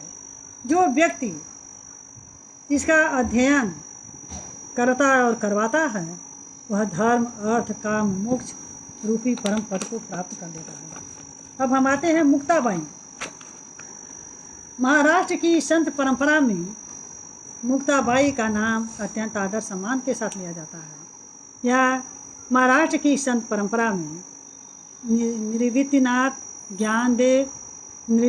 ज्ञानदेव सोपानदेव के साथ संत मुक्ताबाई का नाम बड़े आदर सम्मान के साथ लिया जाता है। संसार रूपी मार्ग में ये चारों नाम क्या है? निवृत्तिनाथ, इनके चारों भाई थे, तीनों भाई और ये बहन थी। निवृत्तिनाथ, ज्ञानदेव, सोपानदेव। संसार, ये चारों ही नाम संसार से निवृत्ति से लेकर ज्ञान के सोपान पर चढ़ते हुए मुक्त होने तक की यात्रा है। कहा जाता है कि जिस प्रकार की हिंदी में छायावाद में चतुष्टयी कवि परंपरा प्रसाद पन निराला महादेवी की परंपरा चली थी, उसी तरह से महाराष्ट्र के मराठी संत परंपरा में भी चतुष्टयी कवि परंपरा निवृत्तिनाथ, ज्ञानदेव, सोपानदेव और मुक्ताबाई की परंपरा चली थी। मुक्ताबाई ने बहुत अधिक पदों की रचना नहीं की। इन्होंने मुक्ताबाई अभंगों की रचना की। अभंग मतलब कविता। मुक्ताबाई ने अभंगों की रचना की है। इन्होंने केवल 55 अभंग लिखा है और इनकी रचनाएं भी महादेवी वर्मा से प्रभावित है। एक बात का याद रखिएगा, इनकी रचनाएं मीरा देवी से नहीं, मीराबाई से नहीं, बल्कि मुक्ताबाई की जो रचनाएं हैं वह छायावादी कवित्री महादेवी वर्मा से प्रभावित है। इनके जो अभंग हैं, मराठी में अभंग कहते हैं, इनके जो अभंग हैं वह महादेवी के से प्रभावित हैं। इन्होंने 55 केवल 55 अभंगों की रचना की है। इनके जो 55 अभंग हैं वह बिहारी के समान गागर में सागर भरने वाले हैं। इसमें जीवन का सार तत्व निहित है। यह भक्ति, नाम स्मरण और कीर्तन को आधार बना करके इन्होंने अपनी रचनाएं की हैं। मुक्ता के जो उलटवासी हैं वह ज़्यादा चर्चित हैं। मुक्ता के उलटवासी मराठी साहित्य में काफ़ी चर्चित हैं। इन संतों ने अपने भावनाओं की अभिव्यक्ति उलटवासियों के माध्यम से किया। इस तरह से इन्होंने एक नई परंपरा की शुरुआत की है। इन जितने भी ये संत कवि चार हैं, निवृत्तिनाथ, ज्ञानदेव, सोपानदेव और मुक्ताबाई, इन लोगों ने अपने भावनाओं की अभिव्यक्ति उलटवासी के माध्यम से किया है। इस प्रकार साहित्य में इन्होंने एक नई परंपरा चलाई और मुक्ता ने भी उनका अनुसरण किया। मुक्ता का एक उलटवासी मराठी साहित्य में काफ़ी चर्चित है। कहती हैं कि चींटी उड़ी आकाश निगल गई सूरज को, एक आश्चर्य और भया, एक बाझ ने जन्मा बालक। अब देखिए, चींटी उड़ी आकाश निगल गई सूरज को, एक आश्चर्य और एक बाझ ने जन्मा बालक। मुक्ता के पदों में निर्गुण ईश्वर का चित्रण है। इसके साथ ही साथ हठयोग के सिद्धांत और सत्संग पर भी आधारित इनके अभंग हैं। संतों पर ये काफ़ी, जहाँ भी संत मिलते हैं उसकी तरफ ये आकर्षित हो जाती हैं। इन्होंने लिखा भी है कि जहाँ जहाँ साधु दसवा आप ही आप बिकाना, जहाँ जहाँ साधु दसवा आप ही आप बिकाना। मुक्ता हठयोग उलटवासी के साथ ही साथ जन सामान्य के लिए भी लिखा है। जैसे उलटवासी लिखा है उसी तरह से जन सामान्य के लिए इन्होंने ग्राम गीतों की रचना की है। और इनके ग्राम गीतों में झूले के गीत काफ़ी चर्चित हैं। यह मुक्ताबाई की सामाजिक सहजता ही कही जाएगी कि ज्ञान, हठयोग, आध्यात्मिक ज्ञान के साथ ही साथ इन्होंने सामाजिक समस्याओं को भी लिखा है। ग्राम गीतों की भी रचना की है। संसार में क्या समस्याएं हैं उसका भी चित्रण किया है। इस दृष्टि से नुक्ताबाई का जो अभंग है, जो कविता है, जो उलटवासी है, वह विशेष रूप से उल्लेखनीय है मराठी संत साहित्य को समझने में। अब हम आते हैं ताज बीबी। आज भी हिंदू और मुसलमानों में झगड़ा का कारण मंदिर और मस्जिद है। सांप्रदायिकता के इसी झगड़े को दूर करने के लिए गांधी जी ने ईश्वर अल्लाह तेरे नाम सबको सन्मति दे भगवान का नारा दिया था। यही कार्य ताज बीबी धर्म के माध्यम से करते हैं, जो पैदा तो मुस्लिम परिवार में होती हैं, लेकिन हिंदू धर्म को स्वीकार कर मध्यकालीन इस सांप्रदायिकता को वह तोड़ने का। सोच लीजिए, औरंगजेब की भतीजी थी। जब आदमी के भीतर कोई जज्बा होगा तो दुनिया की कोई शक्ति उसे रोक नहीं सकती। औरंगजेब जैसे कट्टर की भतीजी होकर के कृष्ण की उपासना करती हैं। कहीं न कहीं ये कवित्रियाँ जो हैं, अगर आप लोग ध्यान से पढ़ोगे तो देखोगे कि ये किस तरह से समाज से टक्कर लेती हैं, चाहे वो कितना भी समान हो। औरंगजेब से बढ़कर कौन हो सकता है? यह अकबर की पत्नी थी और वहाँ पर ये टक्कर लेती हैं, अकबर जैसे महान सम्राट। यही कार्य ताज बीबी धर्म के माध्यम से करती हैं। पैदा तो मुस्लिम परिवार में होती हैं, लेकिन हिंदू धर्म को स्वीकार कर मध्यकालीन जो भी संकीर्णता है उसको वो तोड़ने का प्रयास करती हैं। कृष्ण से विशेष प्रेम रखने वाली या कृष्ण से विशेष अनुराग रखने वाली ताज बीबी की तुलना कुछ हद तक मीरा से की जा सकती है, लेकिन ताज बीबी का संघर्ष मीरा के संघर्ष से कई गुना अधिक है। जैसे मीरा, जहाँ मीरा राज परिवार की परंपराओं और मर्यादाओं का उल्लंघन करती हैं, वहीं पर ताज बीबी इससे ज़्यादा संघर्ष करती हैं और मुस्लिम समाज का परवाह किए बिना, पर्दा प्रथा का परवाह किए बिना वह हिंदू धर्म को स्वीकार करती हैं और कृष्ण की भक्ति को अपनाती हैं। कृष्ण की भक्ति करने के कारण उनको कई बार मुस्लिम शासकों के कोप का भाजन भी पड़ना पड़ा, क्योंकि उसमें पर्दा प्रथा नहीं था।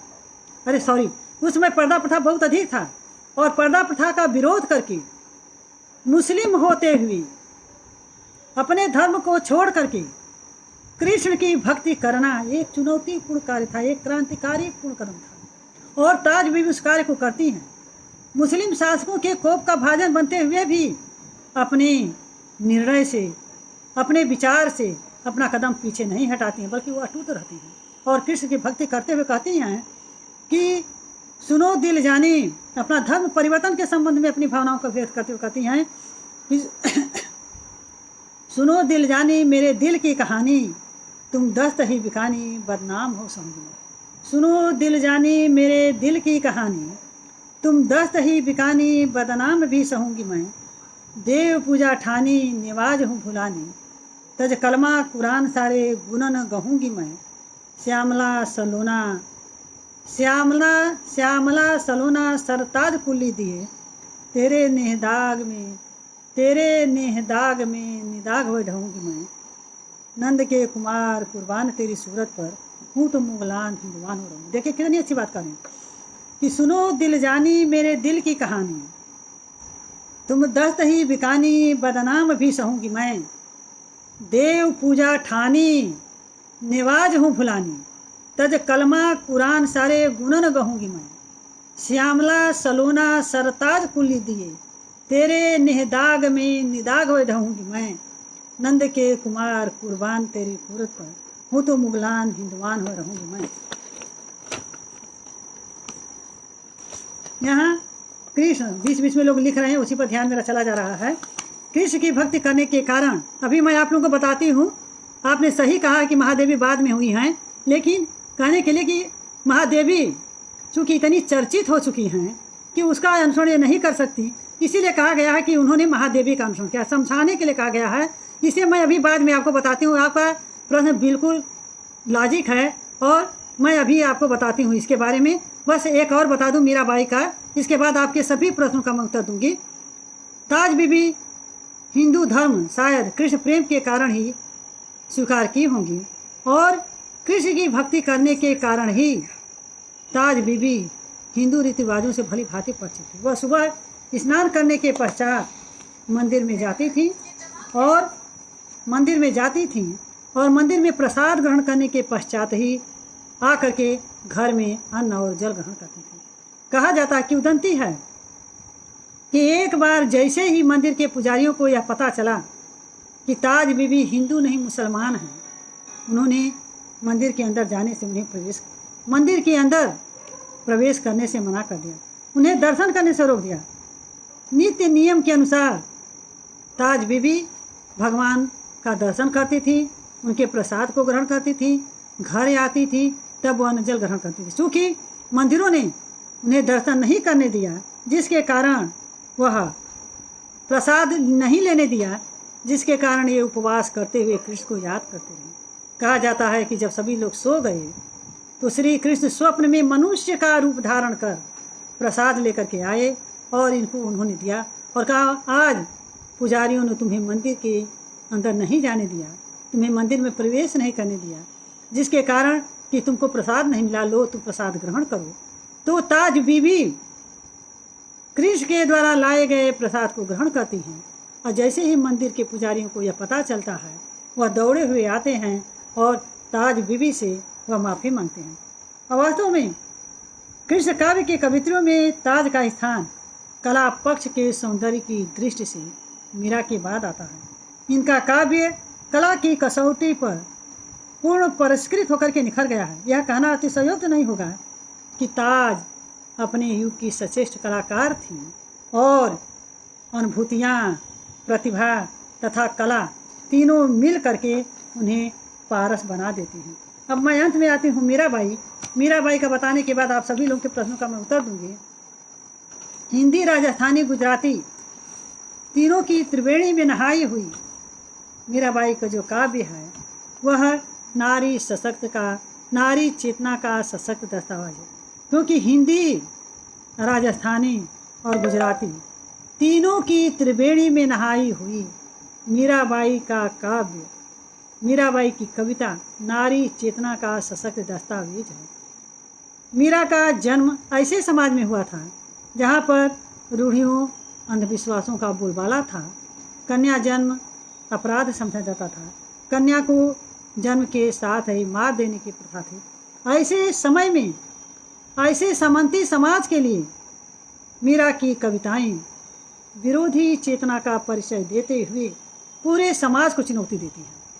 सामंती समाज में जहाँ पर कि कन्या को मार दिया जाता था, कन्या का जन्म अभिशाप समझा जाता था, ऐसे समय में मीराबाई की कविताएं सामंती समाज को चुनौती देती हुई अपने विद्रोही विचारों को अभिव्यक्त करते हैं। दूसरे शब्दों में यदि कहा जाए तो मीरा तदयुगीन समाज के समक्ष, मीरा पितृसत्तात्मक सामंती समाज के समक्ष एक मजबूत दीवार के रूप में खड़ी थी और पितृसत्तात्मक रूपी सामंती समाज उस मजबूत दीवार को गिराने का प्रयास करता है, लेकिन मीरा के पाँव के सामने, मीरा के अटूट विचार के सामने, मीरा के अटूट विश्वास के सामने वह पितृसत्तात्मक रूपी सामंती समाज हिला भी नहीं पाता है। मध्ययुगीन समाज में मीराबाई अकेली महिला है जो विधवा होकर भी परिवार समाज की रूढ़ियों को तोड़ती ही नहीं बल्कि उसका विरोध भी करती है। मीरा का संघर्ष पति की मृत्यु के साथ ही शुरू होता है, क्योंकि पति की मृत्यु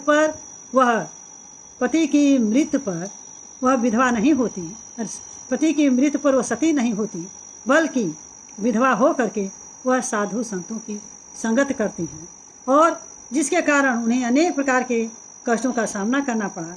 और वो कहती भी हैं कि सती न होश्या गिरधर गस्या मन मोहे धन नामी रे। बेटा, अभी मैं बताऊंगी आपको कि मुक्ताबाई मीराबाई से प्रभावित नहीं हुई हैं, मीराबाई महादेवी बाद में हुई हैं, लेकिन चूँकि वह मराठी संत कवित्री हैं, मराठी संत कवित्री होने के कारण यह माना जाता कि हमारे हिंदी के जो विद्यार्थी हैं वह मराठी संतों के नाम को नहीं जानते होंगे, हिंदी के कवियों को कवित्रियों का नाम जानते होंगे, इसलिए कहा गया है। आप बिल्कुल सही कह रही हो, लेकिन कहने के लिए कहा गया कि इनका जो काव्य है महादेवी से प्रभावित है। महादेवी से प्रभावित नहीं, महादेवी के समान है। चूँकि आप समझ चुको, क्योंकि मीराबाई का माधुर्य प्रधान है, इनका भाव प्रधान है। समझाने के लिए इस बात को कहा गया है। अभी मैं मीराबाई का समाप्त कर लेती हूँ तो आपको समझाती हूँ, ठीक है। सती न होशियार वह सामंती समाज को चुनौती देती हैं। मीरा का संघर्ष पति की मृत्यु के साथ ही शुरू होता है, क्योंकि वह सती न होकर के विधवा होती हैं और विधवा होकर के साधु संतों की संगत करती हैं और पूरे सामंती समाज को चुनौती देती हैं कि सती न होशिया गिरधर गास्या मन मोहे धन नामी रे। पारंपरिक लोक लज्जा और पर्दा प्रथा को त्याग करके, परंपरागत लोक लज्जा को त्याग करके, पारिवारिक लोक लज्जा को त्याग करके, सामाजिक लोक लज्जा को त्याग करके, सामाजिक लोक लज्जा और पर्दा प्रथा को त्याग करके मीराबाई साधु संतों की संगत करती हैं और कृष्ण की उपासना करती हैं। सामंती समाज को मीरा का यह व्यवहार, मीरा का जो यह बर्ताव है वह नागवार गुजरा और उसने मीरा पर तरह तरह के अत्याचार किया, जिसका वर्ण स्वयं मीराबाई करती हैं। सास बुरी अरु ननद हठेली लरी गाली देवरे, सास बुरी अरु ननद हठेली लरी गाली मोहि देवरे।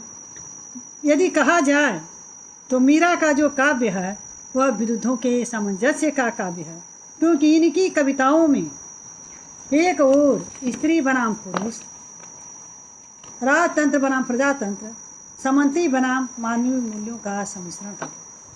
यह संघर्ष निजी होने के साथ ही साथ संपूर्ण नारी समाज का संघर्ष है। यह संघर्ष निजी होने के साथ, जो कि यह मीराबाई का संघर्ष है, लेकिन यह मीराबाई का ही संघर्ष नहीं है बल्कि पूरे स्त्री समाज का संघर्ष है।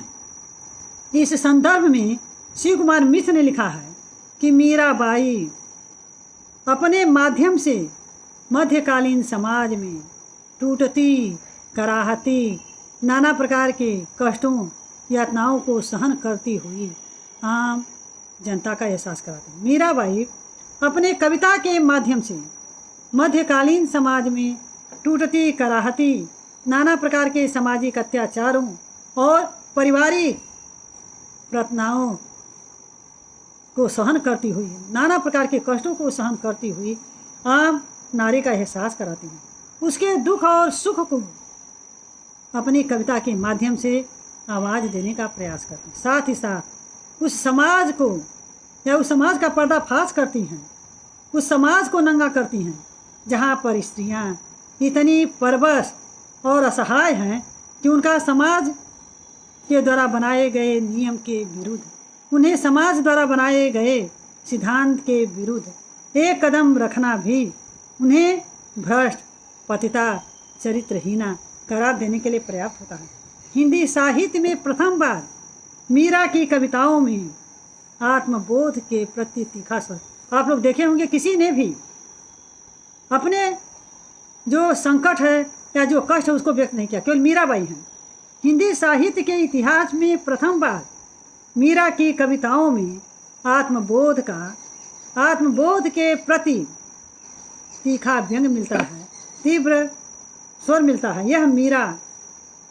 यह मीरा द्वारा स्वयं के व्यक्तित्व की पहचान और संघर्ष की गाथा जो मीराबाई करती हैं। हिंदी साहित्य में प्रथम बार मीरा की रचनाओं में आत्मबोध का जो तीखा स्वर मिलता है वह मीरा द्वारा स्वयं के व्यक्तित्व की पहचान और संघर्ष की गाथा है। यही वह गाथा है, यही वह पहचान है, यही वह विमर्श है जो आज भी मीराबाई को प्रासंगिक बनाता है।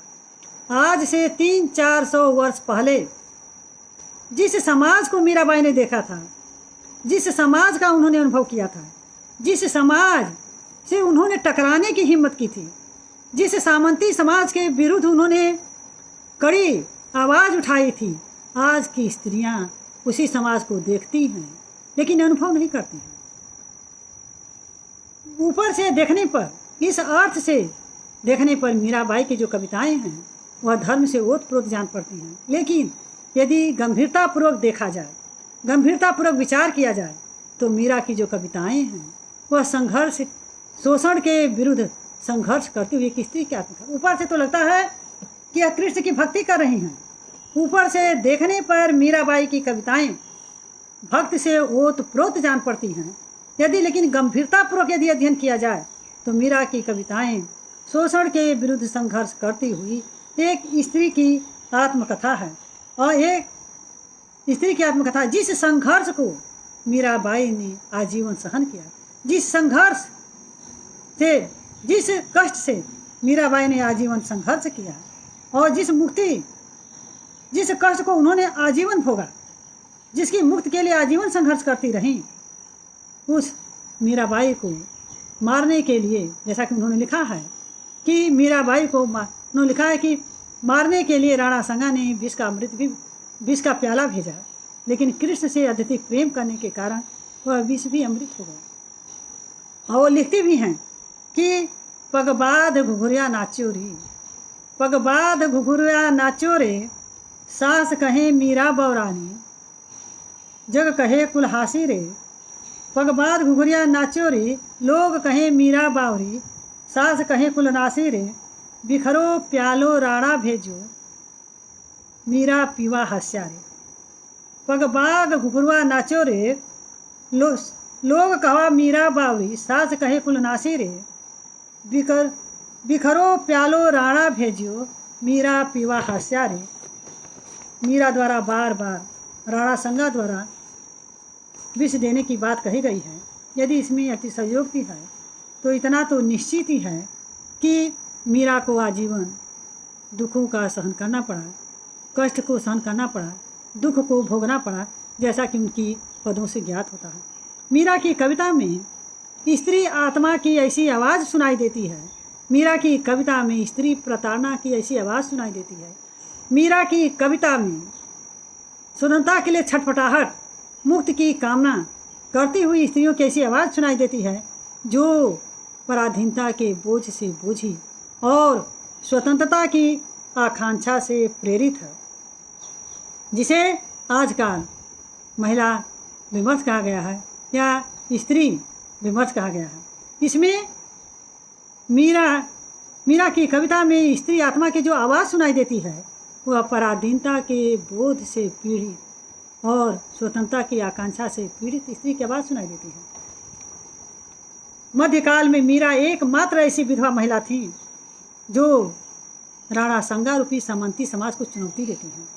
मध्यकाल में यदि मीरा की किसी से तुलना की जा सकती है तो वह केवल क्रांतिकारी समाज सुधारक कबीर से की जा सकती है, क्योंकि कबीर ने भी सामाजिक रूढ़ियों का तिरस्कार करते हुए, सामाजिक जो विडंबनाएँ थीं, जो रूढ़ियाँ थीं, उस पर कुठाराघात करते हुए कबीर ने भी कहा था, कबीरा खड़ा बाजार में लिए लुकाठे हाथ, जो घर जा रहे हो आप न चलो हमारे साथ। यदि वास्तविक रूप से देखा जाए तो मीरा का विद्रोह कबीर के विद्रोह से कहीं गुना अधिक है।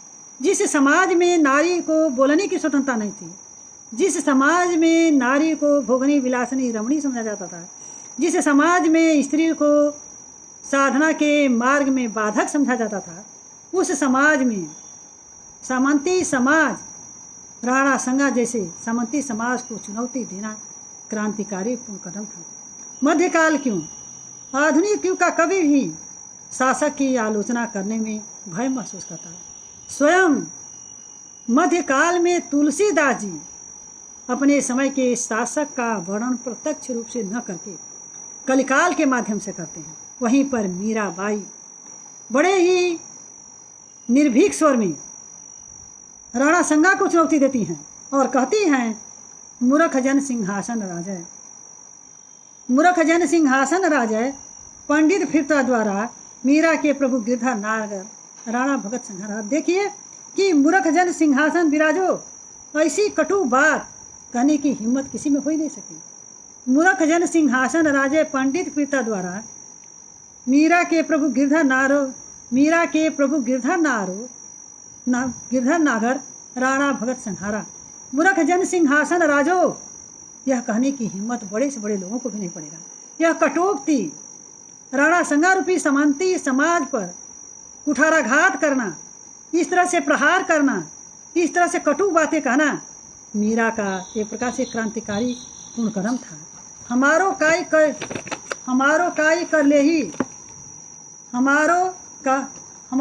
कर लेसी भक्ति जो मीराबाई कहती हैं, राणा के साथ साथ पूरी सामंती समाज को चुनौती देती हैं। उस पूरे सामंती समाज को, उस पूरे समाज को जो राणा की भक्ति में, जो मीरा की भक्ति में बाधक है। जो राणा के समान मीरा की भक्त में, चाहे वो राणा संगा हो, चाहे समाज की कोई भी, समाज का कोई भी व्यक्ति हो, कोई भी जो मीरा का विरोधी है, मीराबाई सबको चुनौती देती है। हमारो काई कर लेसी के माध्यम से राणा के साथ साथ वह पूरे सामंती समाज और उस विरोधी समाज को चुनौती देती हैं जो मीरा की भक्त में बाधक है। और मीरा पूरे सामंती समाज और विरोधी समाज को चुनौती देते हुए कहती हैं कि लोक लाज कुलकार जगत की दी बहाय जो पानी, अपने घर को पर्दा कर लो मैं अबला बहुरानी। तो इस तरह से जितनी भी भक्तकालीन कवित्रियाँ थीं सबका विस्तृत रूप में नहीं, संक्षेप रूप में भक्ति आंदोलन के साथ जोड़ते हुए मैंने आप लोगों को समझाने का प्रयास किया। अब आप लोगों के प्रश्नों का मैं उत्तर देती हूँ। एक छात्रा ने भी लिख करके भेजा था कि मुक्ताबाई आपने सही लिखा था, लेकिन मेरे कहने का मतलब यह है कि मुक्ताबाई को आप कहाँ से जानती हो? क्योंकि महादेवी वर्मा को आप जानती हो।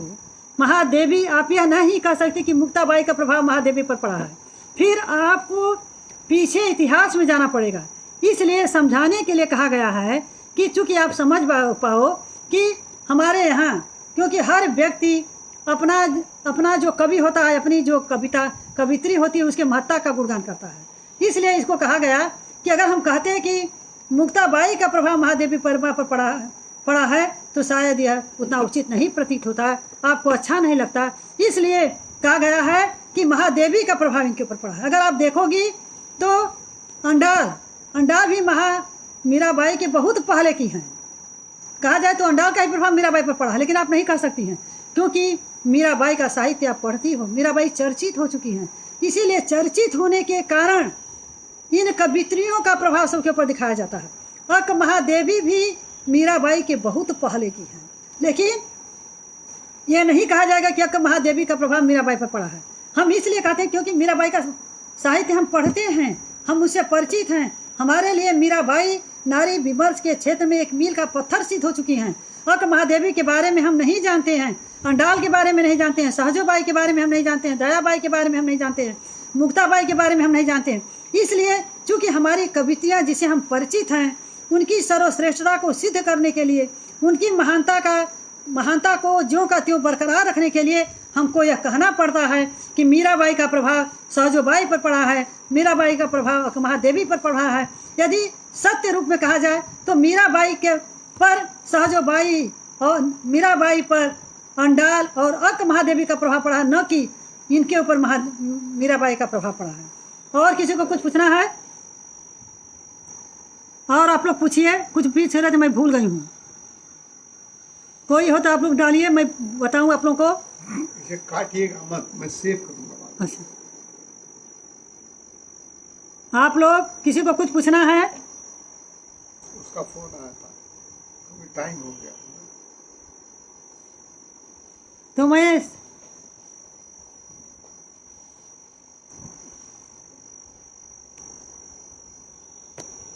हाँ मत बंद करिए।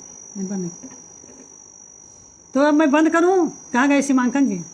उसी में रुको भी बंद कहा कि खत्म हो जाएगा तो वो नहीं बोल पाएंगे, नहीं उन्हीं का है। कुछ पूछना है किसी को तो आप लोग पूछिए। कोई पूछने का बोला है? धन्यवाद में बोल दिया उन्होंने आपको, थैंक यू।